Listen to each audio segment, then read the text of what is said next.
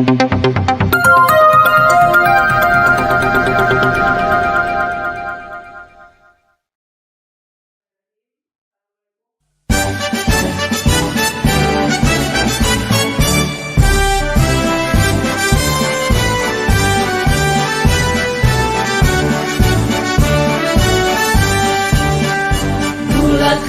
tekad, kuatkan hati, negeri ini memanggilmu kawan. Belajar bergerak berbagi untuk negeri, guru penggerak majukan pendidikan. Guru penggerak menghamba pada murid, kreatif rancang pembelajaran. Hargai potensi, tingkatkan prestasi, lahirkan profil pelajar Pancasila. Belajar, bergerak, berbagi untuk negeri. Assalamualaikum warahmatullahi wabarakatuh. Yang terhormat Ibu Kepala UPT SMA Negeri 2 Bulukumba, dalam hal ini diwakili oleh Bapak Muhammad Anas SPD. Yang kami hormati Bapak-bapak dan Ibu-ibu guru hebat yang sempat berkesempatan untuk hadir di kegiatan diseminasi training pemahaman budaya positif KGP Angkatan 11. Syukur alhamdulillah, kita panjatkan kehadirat Allah Subhanahu wa taala karena pada hari ini kita masih diberi kesempatan dan kesehatan untuk bisa berkumpul di tempat ini. Salam dan salawat senantiasa kita aturkan kepada bimbingan Muhammad SAW, Nabi sebagai rahmatan lil alamin. Baik Bapak Ibu guru hebat, untuk kegiatan kita selanjutnya adalah kegiatan kita akan dibuka oleh Bapak Muhammad Anas. Dalam hal ini kami persilakan. Terima kasih kepada moderator atas kesempatan yang diberikan kepada saya. Assalamualaikum warahmatullahi wabarakatuh. Waalaikumsalam warahmatullahi wabarakatuh. Syukur alhamdulillah kita panjatkan kehadirat Allah Subhanahu wa taala karena pada siang hari ini kita bisa berkumpul di ruangan ini dalam rangka satu kegiatan, yaitu kegiatan diseminasi seri pemahaman budaya positif di sekolah. Semoga dengan adanya seri pemahaman ini bisa menularkan praktik-praktik baik yang bisa kita aplikasikan di dalam lingkungan sekolah kita, sehingga nantinya budaya positif ini itu akan berimplikasi terhadap lingkungan belajar, di mana lingkungan belajar inilah yang akan sangat mempengaruhi kegiatan proses belajar mengajar kita. Lingkungan belajar bukan hanya faktor fisik, tapi faktor psikologis, faktor sosial, semua yang berpengaruh terhadap proses belajar mengajar itu semua adalah termasuk lingkungan belajar. Dan yang sangat mempengaruhi adalah budaya positif. Pada kesempatan ini calon guru penggerak angkatan 11 Kabupaten Bulukumba, khususnya dari SMA Negeri 2 Bulukumba, itu akan melakukan sebuah diseminasi seri pemahaman budaya positif. Semoga apa yang disampaikan sebentar itu bisa kita pahami, bisa kita berikan masukan, atau bisa memberikan masukan dari TGP kepada kita semua. Kita saling sharing, saling berkolaborasi untuk budaya positif ini.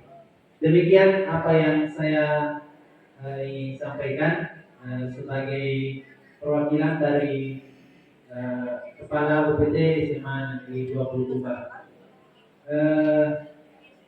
Baik, untuk saya akan membuka kegiatan ini dengan mengucapkan Bismillahirrahmanirrahim.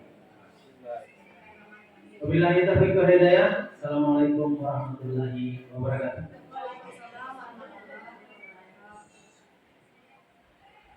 Untuk selanjutnya sharing pemahaman untuk materi yang pertama akan disampaikan oleh Ibu Bunga SPD, Bungawati SPD MPD. Kepada Ibu disilakan.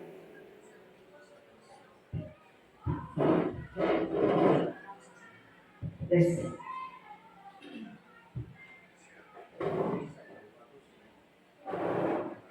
Bismillahirrahmanirrahim. Assalamualaikum warahmatullahi wabarakatuh. Jadi terima kasih sekali lagi saya ucapkan kepada Bapak Wakil Kepala Sekolah dan Bapak Ibu Guru rekan sejawat atas kesediaan meluangkan waktunya membersamai kami. Jadi kegiatan ini bukan maksud mau menggurui Bapak Ibu, tetapi bagaimana kita sharing. Kami hanya menyampaikan ilmu yang kami dapatkan di pendidikan guru penggerak. Semoga ini bisa kita nanti sama-sama belajar dan sama-sama untuk menerapkan demi menciptakan lingkungan positif di sekolah kita sampai itu bisa jadi budaya positif. Baik Bapak Ibu, kami perkenalkan kembali calon guru penggerak angkatan 11. Jadi ada saya, Ibu Bungawati, kemudian Ibu Santi Asmarani, Ibu Sum Apriani, dan Bapak Muhammad Syarif. Kemudian budaya positif itu masuk di modul 1.4. Jadi ada koleksi antar materi, antara satu-satu. Jadi ada filosofi pendidikan nasional menurut Ki Hajar Dewantara, kemudian ada nilai-nilai dan peran guru penggerak, kemudian visi guru penggerak, dan yang keempat yang sekarang dilakukan diseminasi adalah budaya positif. Menjalankan budaya positif di sekolah merupakan upaya pencapaian tujuan pendidikan nasional menurut Ki Hajar Dewantara. Jadi pendidikan yang berpihak pada murid, bersifat menuntun tumbuh dan berkembangnya kodrat anak sesuai dengan kodrat alam dan kodrat zaman. Kemudian untuk nilai dan peran guru penggerak, jadi kita sebagai guru dengan memiliki nilai guru penggerak, maka guru itu dapat dengan mudah mewujudkan budaya positif. Peran guru penggerak sebagai motor dalam mendorong kolaborasi dan pembentukan keyakinan kelas yang akan dijalankan.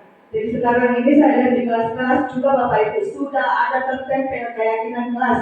Alhamdulillah, berarti itu tandanya sudah ada budaya positif yang dilaksanakan. Kemudian visi guru penggerak, budaya positif merupakan salah satu perubahan yang menjadi visi guru penggerak dalam mewujudkan lingkungan yang nyaman, aman, dan berpihak pada murid. Jadi di sini memang kita ditekankan semua aktivitas semuanya harus berpihak pada murid.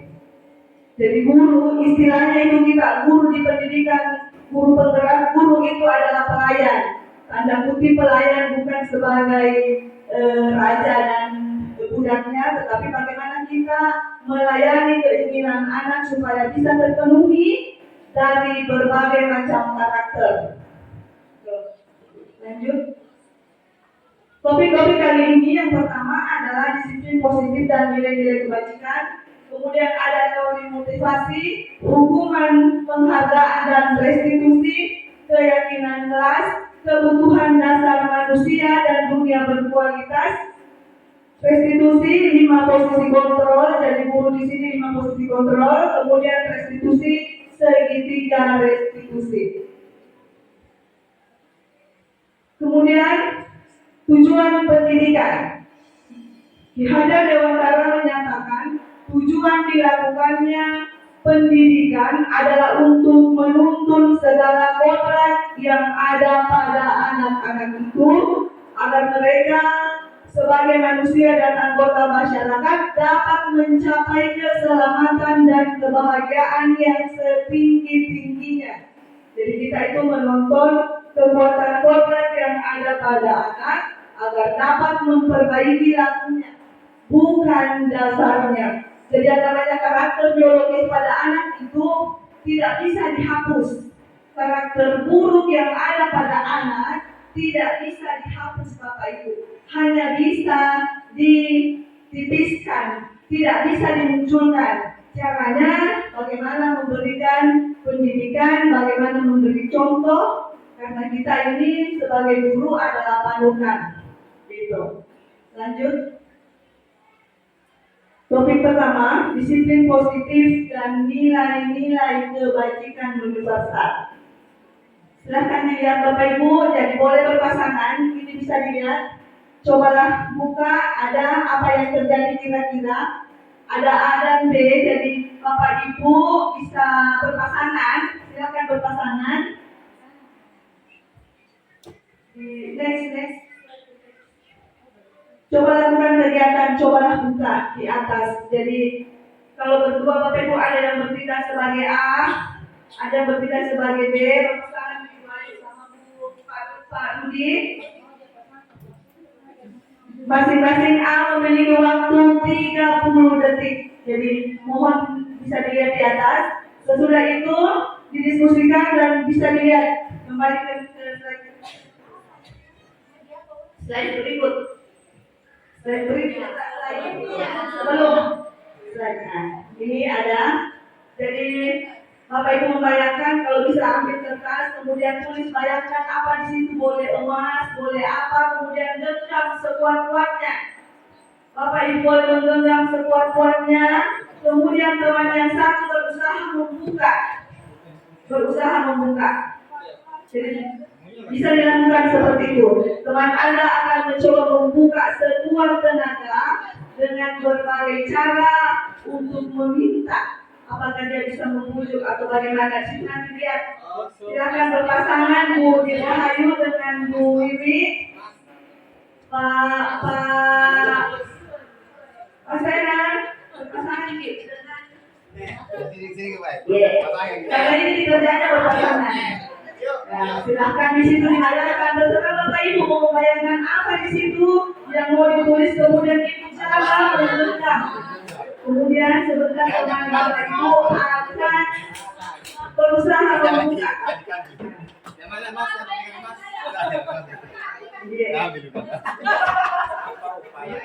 Apa upaya untuk membuka terserah, mungkin bujukin, mungkin apa nih, tergantung juga Bapak Ibu apakah dia mau membuka atau mau bagaimana.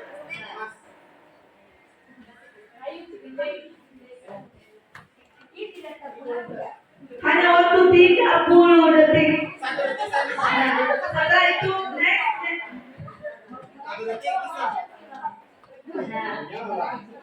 Itu bisa dilihat di atas. Jadi coba lakukan kegiatan, cobalah buka di atas dengan B secara bergantian. Masing-masing A dan B memiliki waktu 30 detik saja.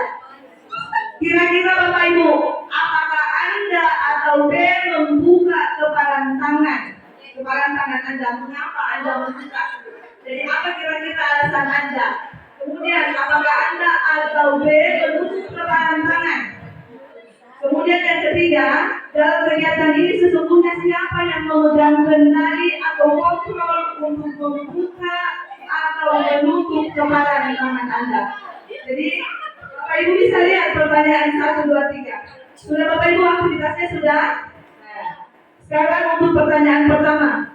Apakah Anda dan B membuka kepalan tangan Anda? Mengapa?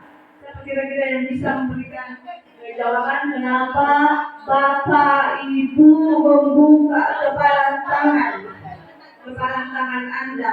Kira-kira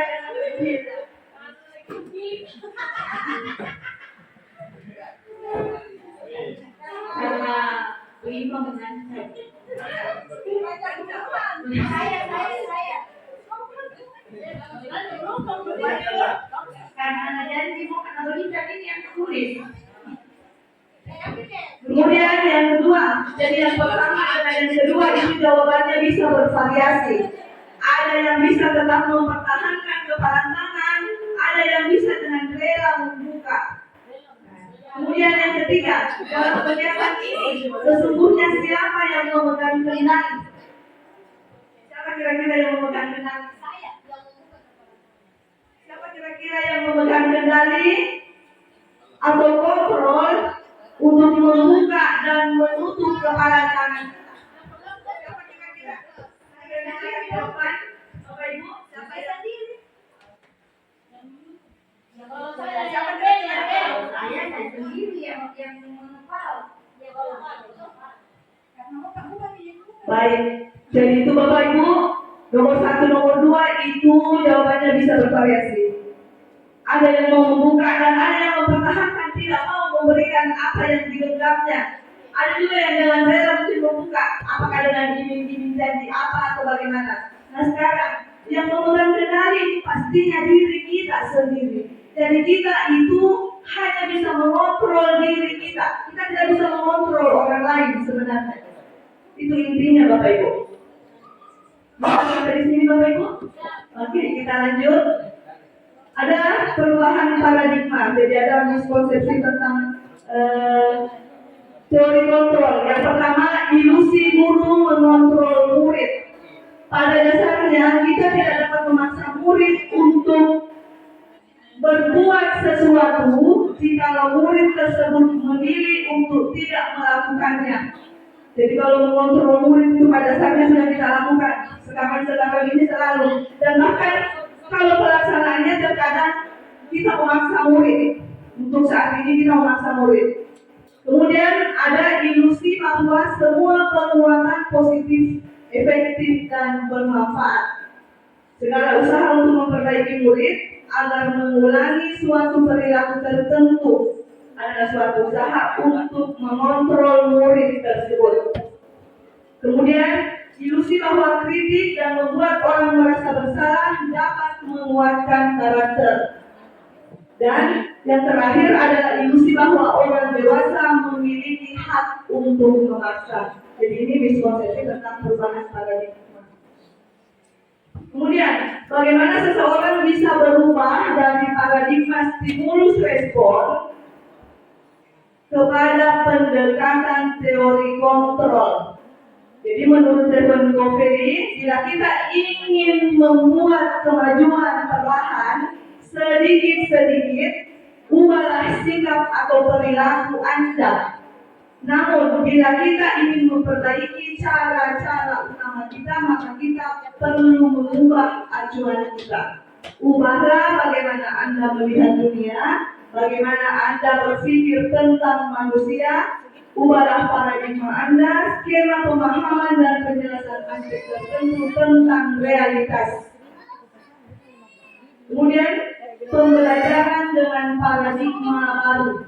Pembelajaran dengan paradigma baru dirancang berdasarkan pembelajaran yang terdiferensiasi. Jadi sekarang itu kita selalu dituntut di kurikulum Merdeka untuk memberikan pelajaran secara berdiferensiasi, berbeda-beda. Walaupun pada dasarnya kita ini masih agak kabur-kabur yang bagaimana itu pelaksanaannya. Dari situ nanti ada pengelompokan untuk memberikan pelajaran terhadap anak. Jadi pembelajaran yang terdiferensiasi sehingga setiap siswa belajar sesuai dengan kebutuhan dari tahap perkembangannya untuk mewujudkan profil pelajar Pancasila. Profil pelajar Pancasila juga bukan lagi kata-kata asing, bukan lagi kalimat asing. Kata itu memang sudah dimasukkan ke dalam kurikulum Merdeka sebagai acuan untuk mencapai pendidikan nasional. Ada beriman dan bertakwa terhadap Tuhan Yang Maha Esa dan berakhlak mulia, mandiri, kreatif, bernalar kritis, berkebinekaan global dan bergotong royong. Itu untuk profil pelajar Pancasila. Kemudian stimulus respon dan teori kontrol. Siapa sesungguhnya yang memiliki kontrol? Jadi kalau di stimulus respon, kita mencoba mengubah orang lain agar berpandangan sama dengan kita. Kalau di teori kontrol atau pilihan, kita berusaha memahami pandangan orang lain tentang dunia. Jadi itu bedanya. Kemudian perilaku buruk dilihat sebagai suatu kesalahan. Itu kalau stimulus respon. Kemudian kalau teori kontrol, semua perilaku memiliki tujuan. Apakah itu perilaku buruk ataukah perilaku yang baik. Kemudian di stimulus respon, orang lain bisa mengontrol saya. Kalau teori kontrol, hanya diri kita yang mengontrol diri kita sendiri. Kemudian saya bisa mengontrol orang lain. Kalau teori kontrol, kita tidak bisa mengontrol orang lain. Pemaksaan pada saat rujukan gagal, kemudian kolaborasi dan konsensus. Jadi sekarang itu memang selalu bagaimana supaya terjalin kolaborasi. Kemudian model berpikir menang kalah untuk stimulus respon, dan sekarang model berpikir menang-menang. Jadi bagaimana supaya tercipta perubahan paradigma pemahaman kita. Kemudian makna kata disiplin. Belajar tentang disiplin positif tidak harus memberikan hukuman. Justru itu adalah salah satu alternatif terakhir dan kalau perlu tidak dipergunakan sama sekali. Jadi selama ini mungkin kalau kita bertindak kepada anak, selalu ada hukuman datang terlambat, disuruh menyapu, itu adalah hukuman. Berasal dari disiplin itu berasal dari bahasa Latin disiplina yang artinya belajar. Kata disiplin itu juga berasal dari akar kata yang sama, artinya murid atau pengikut. Untuk menjadi seorang murid atau pengikut, seorang harus paham betul alasan mengapa mereka mengikuti suatu aliran atau ajaran itu. Kemudian makna asal dari kata ini berkonotasi dengan disiplin diri dan murid-murid. Socrates dan Plato. Disiplin diri membuat seseorang menggali potensinya menuju sebuah tujuan, sesuatu yang dihargai dan bermakna. Next. Kemudian nilai-nilai kebajikan universal. Jadi ada nilai-nilai kebajikan universal yang perlu diterapkan. Setiap perbuatan memiliki tujuan tertentu. Ada beberapa organisasi yang memiliki nilai-nilai kebajikan. Di antaranya kalau di sekolah kita profil belajar Pancasila ada beriman dan bertakwa yang tadi itu dinilai di elemen profil belajar Pancasila. Kemudian untuk PPP dan keterampilan hidup life skill, Bapak Ibu bisa lihat di atas. Ini untuk beberapa organisasi yang menerapkan. Dan kita sendiri di sekolah ini menerapkan profil belajar Pancasila. Topik kedua, teori motivasi, hukuman, penghargaan, dan restitusi. Restitusi sebentar, Bapak Ibu akan dijelaskan di bagian terakhir. Motivasi, jadi motivasi itu ada 3 Bapak Ibu. Yang pertama itu untuk menghindari ketidaknyamanan atau hukuman.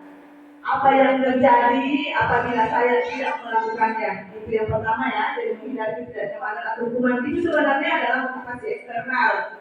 Sama dengan yang kedua, untuk mendapatkan imbalan atau penghargaan dari orang lain. Apa yang akan saya dapatkan bila itu juga motivasi eksternal. Tapi pada dasarnya sampai sekarang ini masih itu yang kita pakai. Sampai sekarang saya di GSS, kita mau yang terbaik. Seperti kita membersihkan, melakukan kegiatan-kegiatan. Pasti tujuan utama yang pertama adalah bagaimana kita mendapatkan penghargaan, mendapatkan pengakuan. Yang ketiga adalah untuk menjadi orang yang mereka inginkan dan menghargai diri sendiri dengan nilai-nilai yang mereka percaya.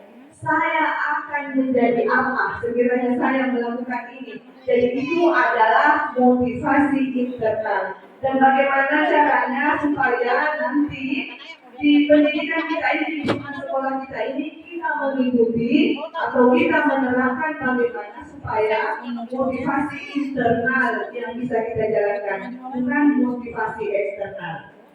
Kemudian dihubung oleh penghargaan. Penghargaan itu berlalu sama dengan hukuman. Ternyata ini juga pengalaman baru. Jadi kalau selama ini itu kita mengajar, kadang-kadang di dalam kelas itu ada anak yang mendapatkan sesuatu yang tinggi, terkadang kita kasih hadiah. Ternyata itu sebenarnya adalah sama dengan hukuman. Kenapa? Karena itu mungkin tidak konsisten yang kita lakukan. Dan itu bisa menurunkan semangat yang lain yang tidak mendapat penghargaan itu. Next, Bu Santi. Pengakuan atau apresiasi kebajikan, bentuk program kebajikan, ada pengakuan secara khusus, pengakuan secara pribadi, pengakuan kepada semua murid dan pergantian, pengakuan secara konsisten dan fokus pada proses. Tindakan berupa hukuman dan konsekuensi. Mohon maaf Bapak Ibu, silakan diperhatikan. Next slide. Silakan diperhatikan tindakan guru di atas. Apakah itu termasuk hukuman atau konsekuensi? Silakan Bapak Ibu bisa lihat, dipikir-pikir dulu apakah termasuk hukuman dan konsekuensi. Ya. Selanjutnya untuk melanjutkan ini saya persilakan Ibu Santi untuk memandu kembali. Terima kasih.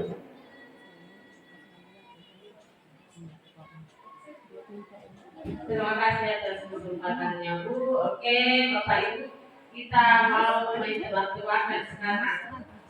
Oke, kira-kira Ibu bisa tebak itu hukuman atau konsekuensi.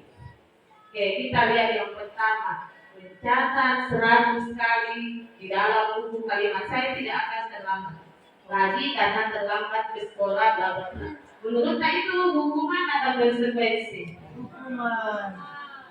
Oke, kita lihat sebentar jawabannya siapa kira-kira paling banyak benarnya. Oke, lari mengelilingi lapangan basket 2 kali karena terlambat hadir di sekolah. Oke. Murid diminta untuk pusat 15 kali karena tidak menggunakan masker ke sekolah. Oke, kita sudah hukuman. Mengganti kertas tugas teman yang telah dicoret-coret. Membersihkan tumpahan air di meja tulis karena tersenggol pada saat belajar. Oke, kalau yang ini Bu, murid disuruh untuk tidak mengenakan sepatu seharian di sekolah karena tidak mengenakan sepatu hitam. Oke, lari mengelilingi lapangan basket 2 kali. Kira-kira hukuman atau konsekuensi? Oke, tadi ada yang menjawab konsekuensi dengan hukuman. Kira-kira Bapak Ibu siapa yang bisa bedakan apa itu konsekuensi dengan hukuman? Ya, Bu Iva.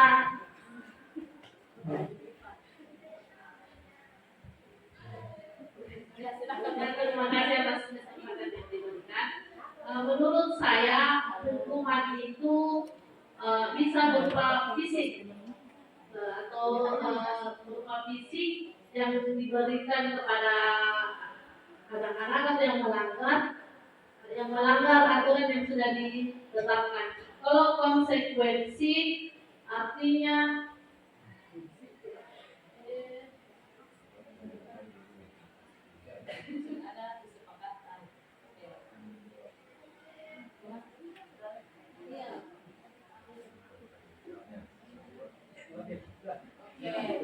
kasih Bu. Oke, jadi hukuman katanya ada yang fisik dan memberatkan siswa. Kalau konsekuensi sudah ada kesepakatan sebelumnya. Kita lihat jawabannya. Kira-kira siapa yang benar semua? Oke, yang pertama hukuman, yang kedua hukuman, ketiga konsekuensi yang ini, yang keempat. Oke, ada 4 hukuman, ada 3 konsekuensi. Bapak Ibu siapa yang benar semua? Oke, kita sendiri. Oke, lanjut dulu. Oke, kita lihat apa perbedaan hukuman dan konsekuensi sebenarnya dengan Bapak Ibu. Kira-kira kita di sekolah ini di SMA Negeri 2 menerapkan yang mana atau di kelas Bapak Ibu kita terapkan yang mana? Oke. Hukuman sesuatu yang menyakitkan harus terjadi. Ternyata kalau sesuatu yang menyakitkan itu hukuman. Kalau konsekuensi sesuatu harus terjadi. Kita lihat yang pertama. Yang kedua, membuat ada sakit fisik maupun hatinya. Untuk jangka waktu yang lama, misalnya kita sudah sakit dia kasih nanti di kelas 3, ternyata itu hukuman. Selanjutnya membuat ada merasa tidak nyaman dalam jangka waktu yang pendek. Misalnya hari ini disakiti, diperbaiki tak lupa. Ternyata itu konsekuensi. Jadi tidak membekas di dalam. Oke, selanjutnya anak memberi kedisiplinan. Kalau hukuman, kalau konsekuensi anak menghargai kedisiplinan. Jadi kalau di kelas Bapak Ibu ada siswa yang membenci peraturan di kelasnya atau di sekolah, dia menganggap itu ada hukuman. Tapi kalau dia menghargai atau bilang ini tidak boleh itu pakai sepatu, itu menghargai, itu konsekuensi. Selanjutnya, hukuman itu adalah paksaan, konsekuensi stimulus tanggapan. Jadi kalau kita Bapak Ibu pasti bilang, enak nggak boleh itu pakai sendal di kelas, tapi kita merasa bahwa terpaksa itu hukuman, tapi makanya kita akan pelajari nanti tentang kesepakatan kelas. Jadi semoga Bapak Ibu di kelasnya, Bapak Ibu wali ada kesepakatan kelas di kelasnya. Oke, alhamdulillah. Oke, selanjutnya mendorong anak menyakiti dirinya sendiri. Maksudnya siswa itu merasa tersakiti dengan untuk dirinya sendiri, misalnya jangan hafal itu diambil sepatuku, tapi harganya tersakiti dirinya, tapi untuk menghargai orang lain itu termasuk hukuman. Kalau konsekuensi mendorong anak untuk menyelesaikan dirinya. Jadi misalnya Bu, bisa itu sepatu buku simpan saja waktu bawa pulang, itu konsekuensi. Oke, selanjutnya konsep diri yang buruk untuk hukuman, konsep diri yang baik. Maksudnya itu hukuman, kalau sudah dimarahin, kayaknya saya siswa yang malas, kepeman, nakal, itu termasuk hukuman. Kalau siswa menganggap dirinya siswa yang nakal. Kalau konsekuensi dia saja bilang, saya melanggar peraturan sekolah. Oke, selanjutnya anak belajar untuk menyelesaikan kesalahan. Kalau konsekuensi anak belajar untuk mematuhi peraturan. Jadi dia mematuhi kalau konsekuensi, kalau hukuman untuk menyembunyikan kesalahan. Sesungguhnya sendalnya karena takut dimarahi. Oke, selanjutnya marah, bersalah dan sebagainya. Kemudian konsekuensi kehilangan hak dan dibuat nyaman diasingkan untuk sementara waktu. Seperti itu Bapak Ibu.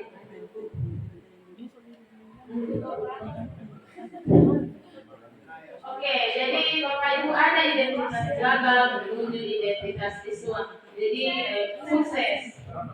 Oke, maaf Bapak Ibu. Oke, dari sini pasti ada anak Bapak Ibu yang merasa bahwa kenapa ini siswa terus gagal. Oke, kita bagaimana caranya membuat dia menjadi identitas yang sukses. Pertama, hukuman yang sebelah sini Bu.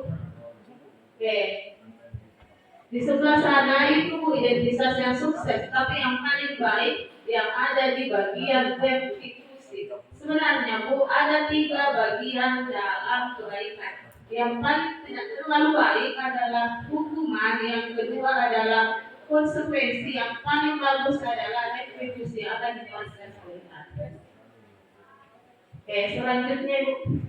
Oke, kita akan membahas tentang keyakinan kelas. Jadi mungkin Bapak Ibu sudah buat keyakinan kelas dan ada yang belum. Kita akan lihat apakah keyakinan kelas yang kita buat itu sudah benar atau kurang tepat. Ya, yang pertama harus ini Bu, mengapa kita memiliki peraturan-peraturan?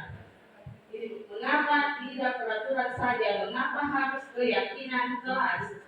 Oke, yang pertama harus menggunakan helm, bisa mengendarai kendaraan roda 2. Oke, itu untuk mendukung motivasi fisik, kembali ke nilai-nilai keyakinan untuk lebih menggerakkan seseorang dibanding mengikuti serangkaian peraturan-peraturan. Siswa itu atau kita saja Bu, kalau mendadak dikasih peraturan, biasa lain di mulut, lain di hati. Jadi peraturan itu peraturan atau ada kata-kata yang sudah ada sebelumnya. Tapi kalau keyakinan kelas atau keyakinan bersama, saya kita semua membuat suatu peraturan secara selengkap dan itu yang akan diikuti. Jadi semuanya merasa bahwa ini peraturan yang saya, makanya di kelas jangan dibuat peraturan kelas kalau bukan bersama. Seperti itu Bapak Ibu. Perhatikan Bapak Ibu. Jadi yang pertama paling besar itu kita harus paham apa tadi budaya positif yang dijelaskan oleh Ibu Bunga. Selanjutnya lingkungan yang positif. Bagaimana? Apa maksudnya lingkungan positif? Di lingkungan positif itu adalah lingkungan yang membuat siswa nyaman ada di sekitar kita. Selanjutnya, keyakinan kelas. Keyakinan kelas yang paling pokok itu tidak boleh ada kata negatif dalam keyakinan kelas. Contoh, dilarang pakai sendal di kelas, itu bukan keyakinan kelas, tapi peraturan kelas. Kalau keyakinan kelas, kawasan bebas sendal jepit. Atau misalnya di sekolah dilarang merokok, semua warga sekolah dilarang merokok, tapi kawasan bebas asap rokok. Seperti itu. Jadi kan ada tadi posisi kontrol. Kalau posisi kontrol, kalau dianggap kita selalu negatif, itu akan negatif terus. Jadi makanya ada disebut budaya positif. Ya ini Bu, ini contohnya. Kami guru dan saling menyanyi. Lanjut Bu. Oke, ini Bu, selalu mengembalikan buku di tempatnya. Keyakinan kelas itu harus bertanggung jawab. Oke, dilarang mengganggu orang lain. Keyakinan kelas yang menghormati orang lain. Di sini Bu, hadir di sekolah 15 menit sebelum pelajaran dimulai. Menghormati orang lain dan berkomitmen. Tapi ini Bu, bisa ditambah, misalnya menghormati orang lain dan berkomitmen 15 menit hadir pada saat pembelajaran. Intinya harus kata-kata yang positif dan harus dibuat bersama wali kelas dan segala sesuatu yang ada di dalam kelas. Dan guru mapel juga bisa buat keyakinan kelas. Kita buat dengan siswata, dengan kita sendiri. Terima kasih. Oke, sampai situ Bu. Mungkin untuk topik selanjutnya saya akan serahkan ke Ibu Admin. Terima kasih.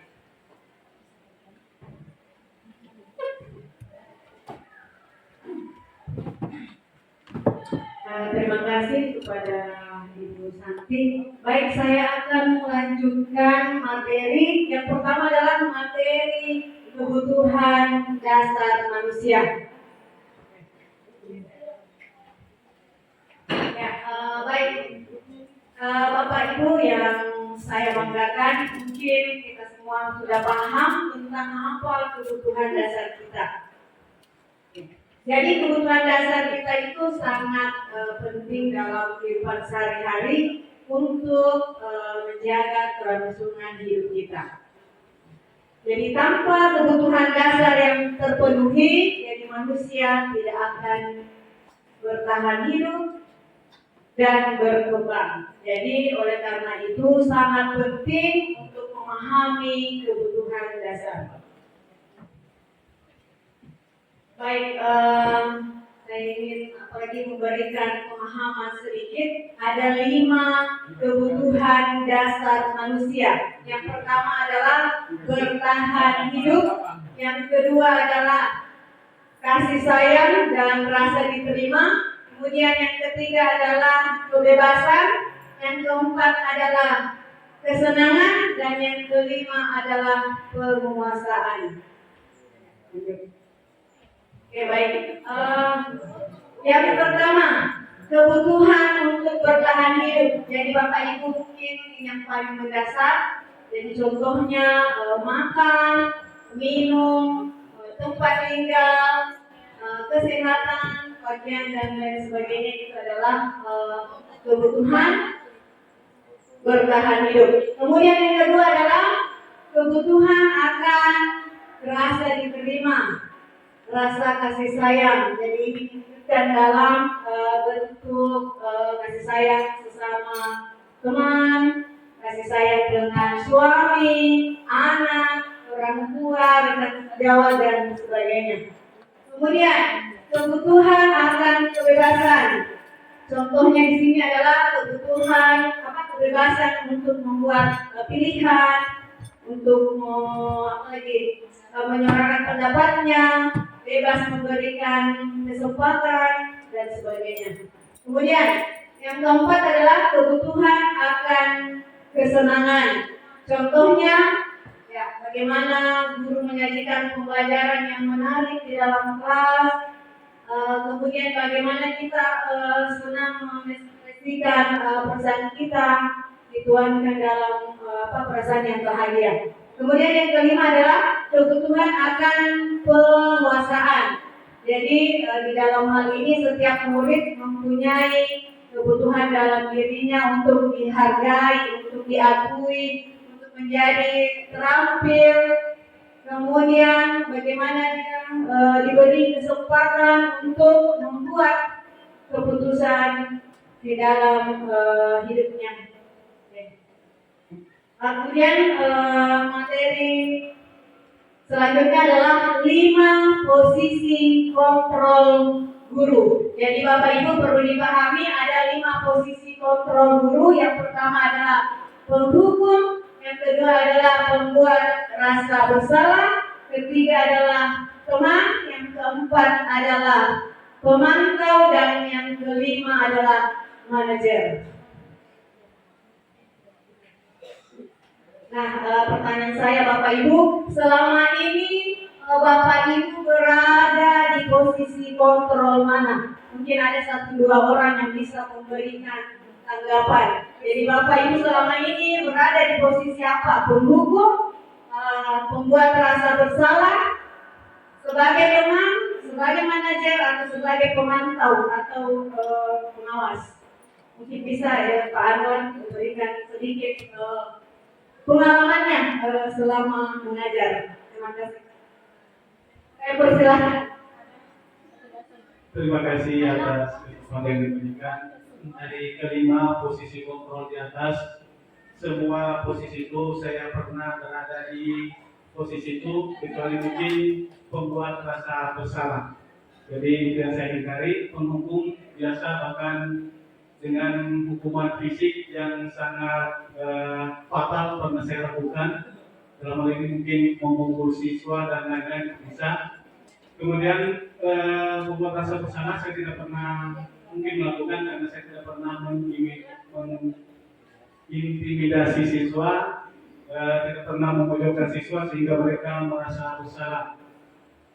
Posisi kontrol yang ketiga, terkadang juga saya berada di posisi tersebut, terkadang sebagai teman dari siswa, yang mana dalam hal ini terkadang mendengarkan keluhan-keluhan siswa, terkadang mendengarkan permasalahan-permasalahan mereka sebagai seorang teman.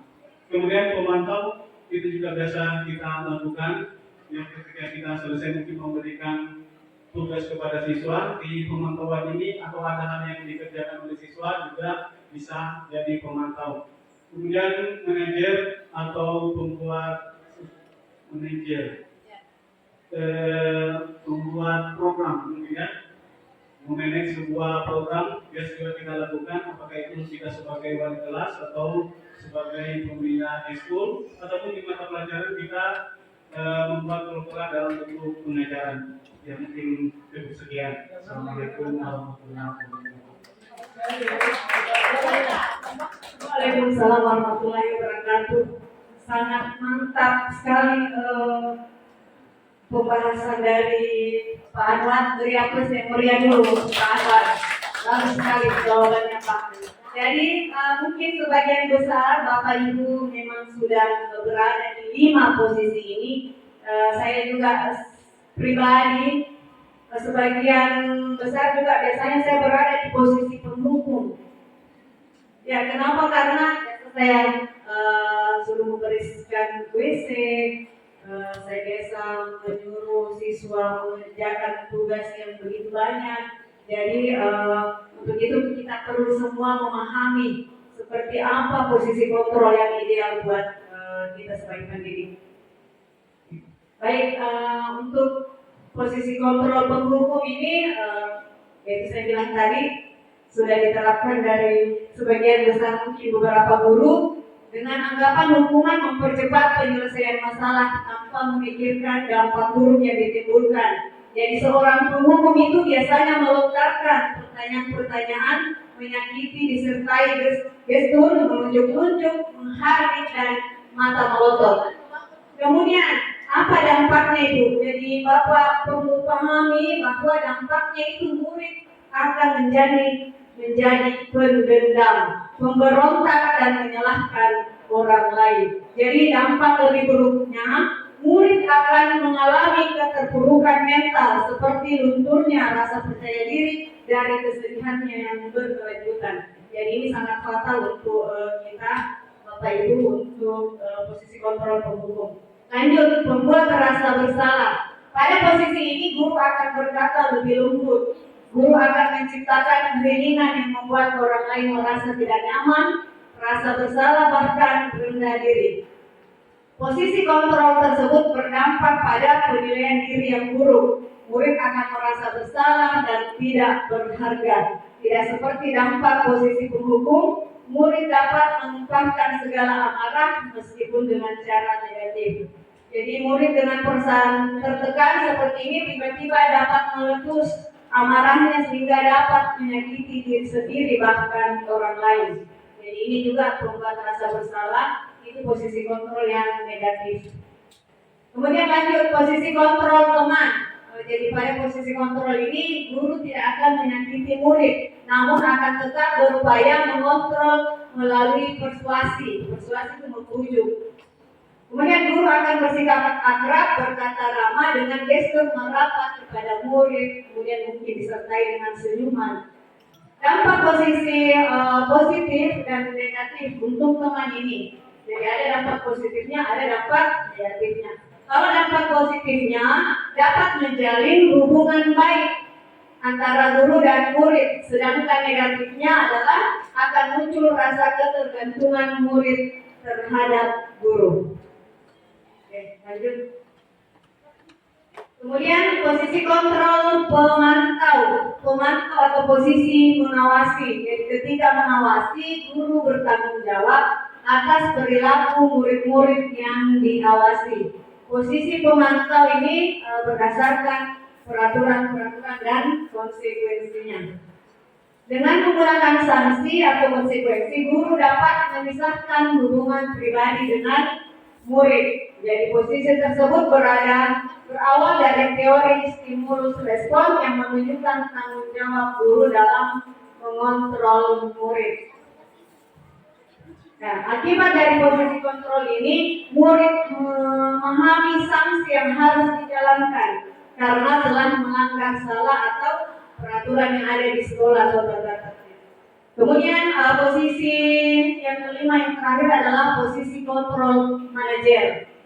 Posisi di mana guru melakukan sesuatu bersama murid. Jadi guru bersama murid mempersilahkan murid bagaimana dia mempertanggungjawabkan perilakunya atau pelanggarannya dan mendukung murid agar dapat menemukan solusi dari permasalahan yang dihadapi.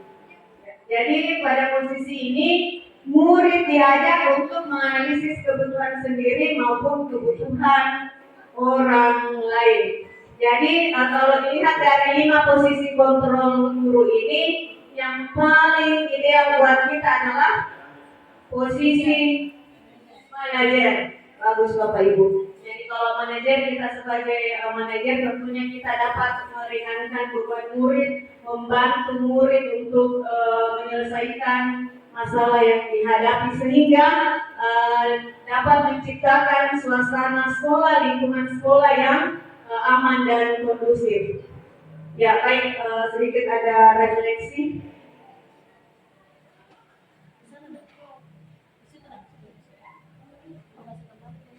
Oke, baik, Bapak Ibu, bisa diperhatikan ada pernyataan, ada 6 pernyataan. Mungkin Bapak Ibu ada 1 orang yang bisa menanggapi. Pernyataannya seperti ini: saya kecewa sekali dengan kamu. Kira-kira posisi kontrol apa di sini? Pemantau atau apa? Oke, siapa yang bisa 1 orang bisa mungkin memberi tanggapan di antara 6 pernyataan. Mungkin Ibu Sri bisa memberikan jawabannya. Bismillahirrahmanirrahim. Assalamualaikum warahmatullahi wabarakatuh. Pernyataan yang pertama, saya kecewa sekali dengan kamu. Posisi kontrol yang tadi ada 5 itu yang kedua, posisi kontrol yang kedua. Buat rasa bersalah. Yang kedua, kamu tidak pernah benar melakukannya. Iya, sama. Membuat rasa bersalah. Ayolah lakukan demi bapak atau ibuna sebagai teman. Iya, posisi kontrol teman. Apakah kamu mau mendapatkan stiker bintang hari ini? Melayani siswa. Iya. Bagaimana kamu bisa menyelesaikan masalah ini? Manajer, kamu selalu yang paling terakhir. Membuat rasa bersalah. Mungkin seperti itu jawabannya. Iya, terima kasih banyak Bu Sri Liliana atas tanggapannya. Yang pertama membuat merasa bersalah, yang kedua tadi apa? Oh ya, oke. Baik, dari jawabannya Bapak Ibu yang saya kecewa sekali dengan kamu, ya, membuat merasa bersalah. Yang kedua adalah kamu tidak pernah benar melakukannya. Posisi penghukum, tadi Bu Ana mengatakan rasa bersalah penghukum. Sekarang yang ketiga, ayolah lakukan demi Bapak Ibu. Nah, oke, sudah benar, posisi teman. Yang keempat, apakah kamu mau mendapatkan stiker bintang hari ini? Jawabannya adalah memantau. Masih keliru tadi. Yang kelima, bagaimana kamu bisa menyelesaikan masalah ini? Sudah jelas sekali, sudah benar, manajer. Yang terakhir adalah kamu selalu yang paling terakhir. Itu adalah penghukum, sudah benar. Baik Bapak Ibu, saya kira ini penjelasan saya tentang kebutuhan dasar manusia. Kemudian yang terakhir adalah 5 posisi kontrol. Jadi perlu Bapak Ibu pahami, insya Allah ke depannya kita semua bisa berada di posisi kontrol manajer sehingga dapat menciptakan lingkungan belajar yang positif. Terima kasih. Assalamualaikum warahmatullahi wabarakatuh. Dilanjutkan teman kami oleh Bapak Muhammad Syarif. Saya persilakan. Bismillahirrahmanirrahim. Assalamualaikum warahmatullahi wabarakatuh. Yang terhormat Bapak Wakil Kepala Sekolah, terhormat rekan-rekan senior dari guru penggerak, mohon bimbingan jika sekiranya dalam penyampaian ini rencana bisa baik nanti. Baik, sebelum kita memasuki topik kena restitusi, segitiga restitusi, saya ingin mengajak teman-teman sekalian memegangkan matanya semuanya. Mohon dipegangkan matanya, pejamkan mata, pejam, ayo kita pejam, kemudian kita rasakan ada semacam awan dingin, kemudian kita pikirkan apa yang telah kita lakukan di kemarin-kemarin. Dalam keheningan kita jalan dalam satu lorong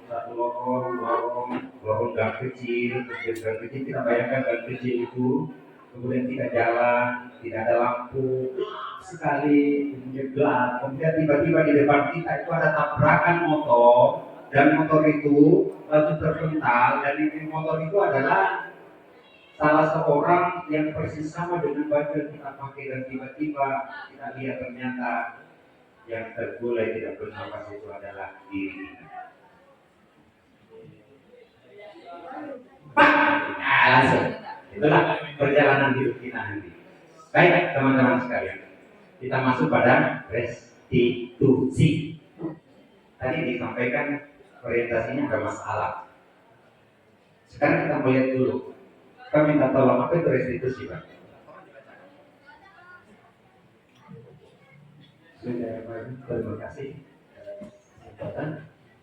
Baik, restitusi adalah proses menciptakan kondisi bagi murid untuk memperbaiki kesalahan mereka, sehingga mereka bisa kembali kepada kelompok mereka dengan karakter yang dibuat.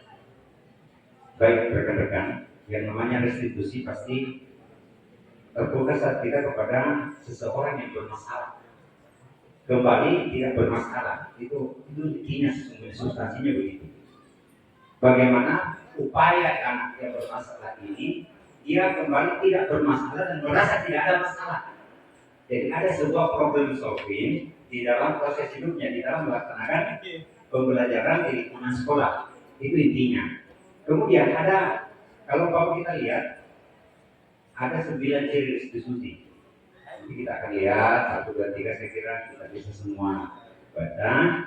Jadi bukan menembus, bukan bagaimana caranya dia memperbaiki hubungannya, tawaran, bukan paksaan. Artinya terlahir dengan penuh kerelaan. Jadi sesuatu perubahan yang kita lakukan dan melalui sebuah proses yang mana siswa itu melakukannya tanpa harus ditekan dan tanpa harus dipaksakan. Dia menyadari dengan setulusan hati bahwa dia harus menjadi lebih baik tanpa harus ada tekanan dari kita. Tetapi dia diajak berkolaborasi. Lanjut. Dan waktu kita tidak terlalu banyak. Ada segitiga restitusi. Kalau kita lihat lingkaran segitiga ini, ya, kita lihat yang paling dasar tuh. Kita mulai dari yang paling dasar. Jadi kita ada jam. Yang pertama menstabilkan identitas. Nah, yang kedua validasi tindakan. Yang ketiga menanyakan keyakinan. Sebetulnya yang dimaksud menstabilkan identitas di sini, ketika ada anak yang bersalah, tidak langsung dia merasa dia sudah tahu dirinya bersalah, tetapi dengan kehadirannya kita tidak merasa bagaimana kita menormalkan dia sampai dia tidak begitu kebersalahannya itu sangat mendera jiwa dan secara psikologi. Jadi kita stabilkan jiwanya. Kalau umpamanya kan bisa kita lakukan ya oleh guru, oleh orang tua. Jadi restitusi itu bisa dilakukan kita sebagai orang tua di rumah, bisa kita lakukan dan terutama tentunya sebagai pendidik di sekolah. Jadi bagaimana kita kalau ada orang yang contoh gini, ada anak yang bersalah, ada anak yang bawa pakar, tidak langsung di justice, loh, kamu itu melanggar, kamu itu begini, tapi paling tidak biasa yang namanya bawa pakar berdebat, ya kan begitu kan? Nanti akan kita lihat. Yang kedua memvalidasi tindakannya. Kita mengajak dia berpikir apa tindakan itu baik atau tidak baik. Itu intinya sesungguhnya. Tidak dalam proses saya sampaikan, tetapi bagaimana lebih sederhananya bahwa anak yang bersalah itu dia memvalidasi dirinya sendiri, tindakan yang dia lakukan itu betul-betul dia sadari bahwa itu masalah yang dia lakukan. Bukan kita yang mengatakan bahwa tahu itu bermasalah. Ketika kita mengatakan tahu itu bermasalah, berarti kita masuk di dalam kategori lima kontrol penghukum. Berarti kita masuk di dalam bagaimana dia memvalidasi dirinya sendiri dengan mengarahkan kita yang mengatakan bagaimana dia memahami bahwa dia bersalah. Yang ketiga, bagaimana menanyakan keyakinannya apakah yang dia lakukan itu salah atau tidak dan bagaimana kesalahan itu bisa baik. Kira-kira ada tadi dikatakan sanksi dan konsekuensi, hukuman atau konsekuensi. Bagaimana konsekuensi itu bisa jalan tetapi tidak masuk di dalam ranah hukum. Lanjut. Ini saya kira contoh-contohnya kalimat-kalimat yang jalannya itu bisa diminta sama hubungan. Kalimat-kalimat ini bisa barangkali dijadikan teman-teman sebagai tujuan. Setiap orang pasti pernah melakukan tidak apa-apa bersalah. Orang kan saya pernah bersalah. Tapi kan artinya orang itu apa menstabilkan dirinya dia tidak. Kalau kamu besar kesalahannya langsung, kalau kamu bersalah. Secara psikologis pasti dia memiliki tekanan jiwa. Ini mau menstabilkan dulu dan validasi dan saya kira ini dan terus-terusnya karena waktunya terlalu banyak. Ya, lanjut.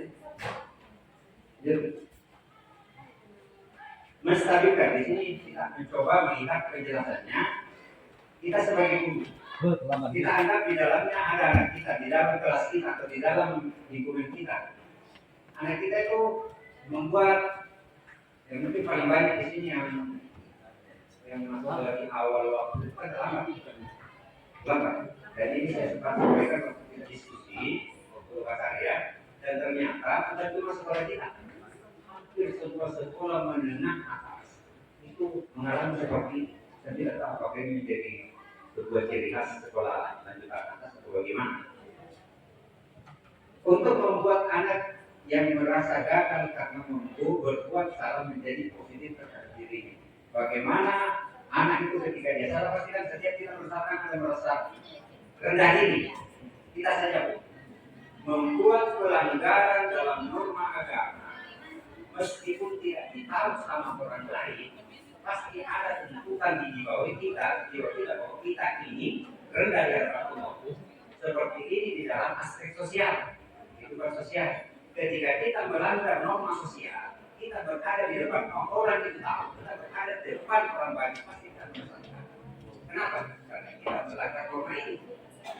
Tetapi bagaimana pelanggaran norma itu yang dilaksanakan oleh seorang subjek tidak merasa dirinya rendah dengan arahan kita, sehingga dia memiliki motivasi. Jadi lebih baik jadi pikiran yang merasa dia sudah gagal, dia akan menjadi berpikiran positif bahwa dia akan bangkit kembali. Validasi kebutuhan ini harus kita berpikir positif. Semua anak melakukan tindakan pasti ada sebabnya. Kalau umpama dalam teori dikatakan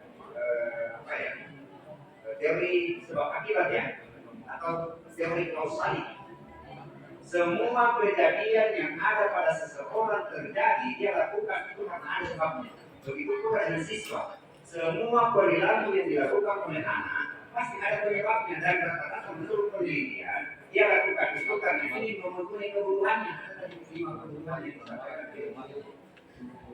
Ada hubungan, benih, 5 kebutuhan. Bagaimana dia bertani, bagaimana memenuhi kebutuhan hidupnya, bagaimana dia kekuasaannya, bagaimana kasih sayang, dan bagaimana sebagainya.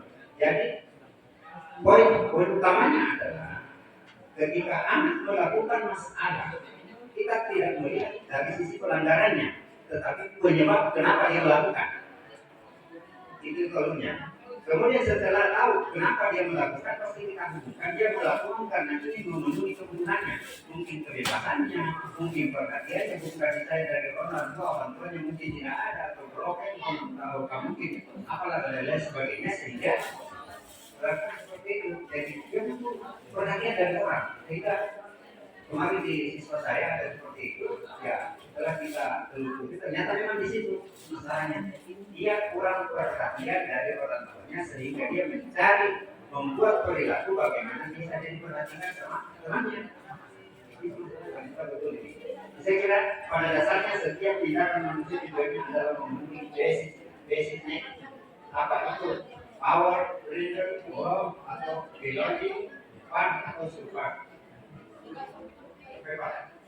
Itu dari yang ketiga, dari segi restitusi, validasi. Ketiga, ya, menanyakan keyakinan, sambil maksudnya,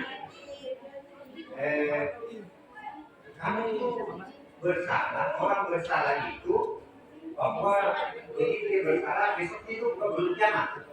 Itu intinya. Orang bersalah itu bukan akhir dari segalanya, tetapi orang bersalah itu masih ada kesempatan besok. Itu kalau umpama kalimat intinya. Nilai yang kita percaya di kelas atau umpama kira-kira di masyarakat, itu dia mengatakan tidak, kira-kira bagusnya bagaimana? Ada kebalikan tindakan yang mungkin akan muncul dari pernyataannya, dari masalah yang telah dilakukan. Dia meyakinkan ini salah, sehingga yang seharusnya begini tidak boleh. Dia perlu meyakini dan begini. Secara kodrat manusia, kalau bukan dari agama sesungguhnya, bukan untuk memenuhi diulang dalam fitrah. Bahwa setiap anak itu ada dalam kondisi fitrah suci, dan dalam kondisi fitrah itulah selalu ada potensi untuk berbuat baik, tetapi dari kefitrahannya juga itu besar potensi untuk bersalah. Ya, jadi itu persis ya searah dengan teori yang disampaikan oleh beberapa. Saya kira beberapa kali. Lanjut. Refleksi.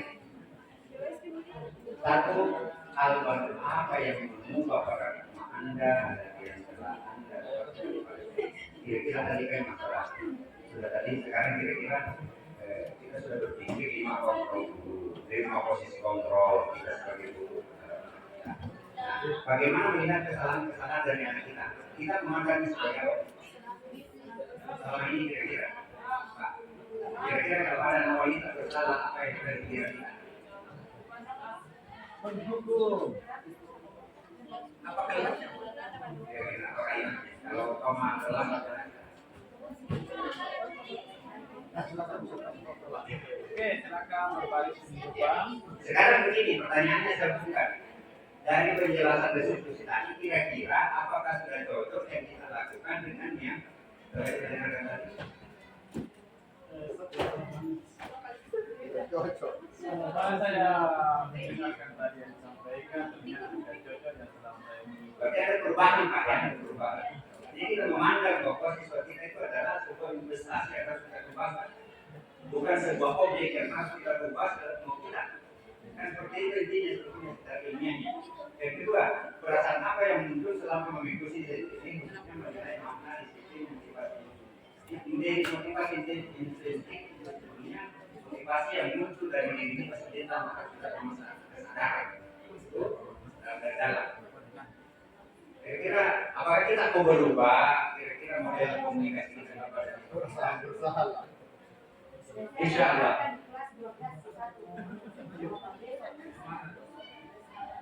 Saya terus terang ya mengikuti ini cukup agak malu sebetulnya dalam diri kita sendiri kalau kita ikut dengan sesama alumni ini dengan grup gerak. Ketika perang Amon seperti apa yang kita lakukan dalam mengikuti saya kira ini bapak-bapak itu ada keseriusan di diri kita mengikuti ini dengan serius. Pasti ada juga keseriusan merefleksi diri kita juga. Oh, semangat saya bagus. Dan ini berlaku bukan cuma sama murid, berlaku untuk setiap umat manusia seharusnya, antara kepala sekolah dengan gurunya, antara guru dengan gurunya, dengan temannya, harus berlaku ini. Dan kita terus terang, saya yakin, insya Allah ke depan SMA di 20 Muka ini akan mengalami sebuah perubahan tatkala kepala sekolahnya itu alumni guru.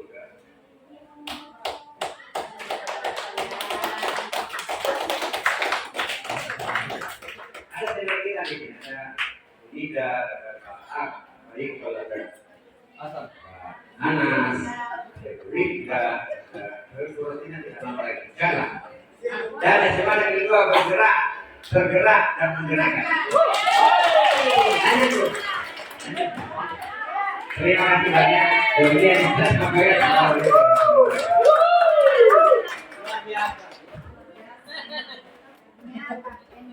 Demikian sharing pemahaman yang disampaikan oleh Bapak dari calon pendengar kita. Saya kira topik-topik yang disampaikan sangat luar biasa sekali, terutama untuk bisa kita terapkan atau implementasikan dalam kelas pembelajaran kita, terutama tadi dalam posisi ada 5 posisi kontrol ya. Dan kita mengharapkan posisi kontrol yang terakhir yang kelima dalam manajer itu yang kita akan segera menuju ke sana semua. Saya yakin dan percaya kita bisa. Saya diri dengan ucapan wabillahi taufiq wal hidayah. Wassalamualaikum warahmatullahi wabarakatuh.